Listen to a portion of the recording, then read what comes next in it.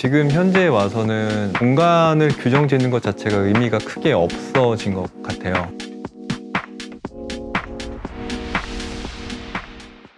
저희가 이번에 키워드로 잡은 게 서재인데, 서재라는 공간이 꼭 서재로만 쓰이질 않는 것 같아요. 요즘에는 공간도 어떻게 보면은 물론 기능적인 역할을 수행하는 공간들은 고정값은 있는 것 같아요. 주방이라던가 화장실이라던가 이거는 니즈가 다양해진다고 해서 다른 공간으로 쓸 수가 없는 역할들이잖아요. 굉장히 기능적인 공간들이니까. 근데 책만 있는 게 아니라 뭐 다른 여러 가지 활동들을 할 수 있는 그런 공간으로 이제 좀 변화되는 것 같은데, 공간에 대한 관심도 굉장히 높아지고 그다음에 가구에 대한 니즈도 굉장히 높아지면서 그 공간을 좀 다양한 방법으로 꾸미려는 시도들도 많이 일어나고 저희한테 그런 의뢰도 굉장히 많이 들어오는 것 같아요. 그래서 중에 한 공간을 소개해드리면, 원래는 외부 활동을 많이 하시던 분이었고 집에서 이제 간단한 업무를 하는 분이셨는데, 그러니까 취미가 굉장히 많으세요. 뭐 운동도 좋아하시고 뭐 피아노도 치시고 그다음에 뭐 책도 읽으시고 업무도 보시고 하는데, 저희가 공간 레이아웃을 잡을 때 고객님이 워낙 다양한 활동을 이 작은 공간에서 하셔야 되기 때문에 공간 레이아웃이 굉장히 중요하거든요. 그래야지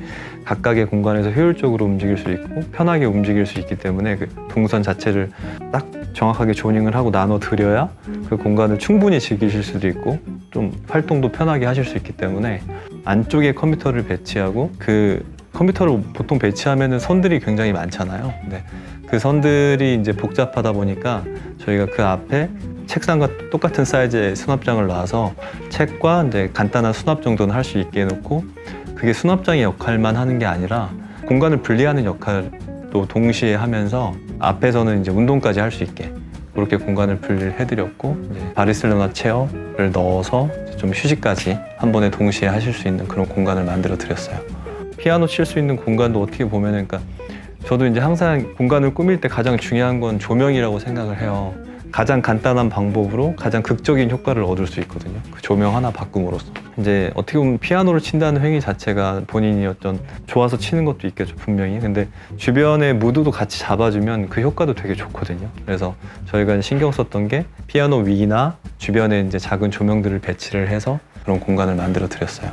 이 공간 같은 경우에는 취미가 이제 게임이신데, 같은 공간에서 게임과 업무를 해야 되는데 처음에는 이제 뭐 다른 여러 가지 방법으로 이제 고민을 하다가 간단한 방법으로 드라마틱한 효과를 낼 수 있는 방법이 좀 이렇게 네온이나 조금 원색적인 조명을 쓰는 방법이 좋을 것 같다는 생각이 들었어요. 어떻게 보면 게임을 재밌게 만드는 무드를 저희가 제공을 해드린 거죠. 그래서 그러니까 가구 톤 매너를 좀 맞춰주고 컬러를 확 바꿔주면 아예 같은 공간이지만 전혀 다른 공간으로 활용을 할 수가 있으시기 때문에, 이런 방법도 공간을 변화시킬 때 추천드리는 그런 스킬 같아요. 그 공간은 원래는 업무 공간으로만, 그러니까 서재의 기능만 하는 공간으로만 생각을 하셨었어요. 처음에 저희가 미팅을 할 당시에는. 근데 공간이 거기가 굉장히 좀 특이하게 생겼거든요. 정방형으로 생긴 게 아니라 기역자를 반대로 꺾은 형태로 생겼는데, 이제 오른쪽으로 틀어서 들어가면 그 안에 다락 같은 공간이 하나가 또 나와요. 그러니까 공간이 좀 굉장히 특이하게 생겨서 그 업무로서의 역할만 하기에는 뭔가 좀 아쉽다는 생각이 들었고, 그리고 그림을 그린다고 하시더라고요. 그래서 기본적인 데생이나 스케치 뭐 이런 정도의 느낌이 아니라 100호 이상 되는 큰 그림만 그린다고 하셔서, 그 그림 공간을 굳이 만들자면 만들 수 있었었는데, 그 공간이 약간 빛도 이제 창이 하나가 앞에 있는데, 그래서 직사광선으로 바로 빛이 들어오는 게 아니라 한번 걸러서 빛이 들어와서 되게 좀 따뜻하게 들어와요, 빛이. 그래서 거기에 이제 캔버스를 벽에 세우고 그 작은 다락 같은 공간에 미술 도구 같은 걸 놓고 이제 어떤 캔버스나 이런 걸 보관도 하면서, 다른 공간을 중복적으로 역할을 하기에는 공간이 또 그렇게 넓진 않았었거든요. 그래서 업무 공간은 조금 최소화하면서 그림도 같이 그릴 수 있게 디자인을 했습니다.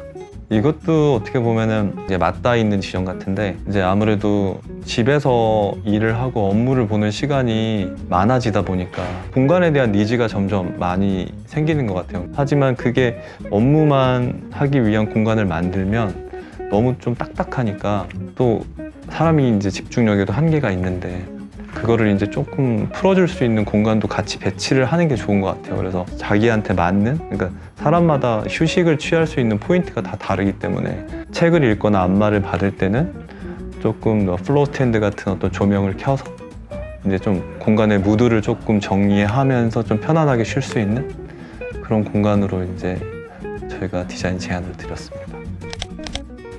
지금까지 다양한 서재에 대해서 이야기를 해봤는데요. 어떤 공간이든 내 취향을 반영할 수 있는 공간이 있는 건 굉장히 행복한 일 같아요. 그 공간을 꾸미는 게 뭐 처음에는 어렵겠지만 한번 해보시면 굉장히 재밌는 일이니까 다들 도전해 보셨으면 좋겠고, 그게 많이 어려우시는 분들한테는 스타일링도 해드리고 디자인도 해드리고 있으니까 언제든 문의 주시면 좋을 것 같아요.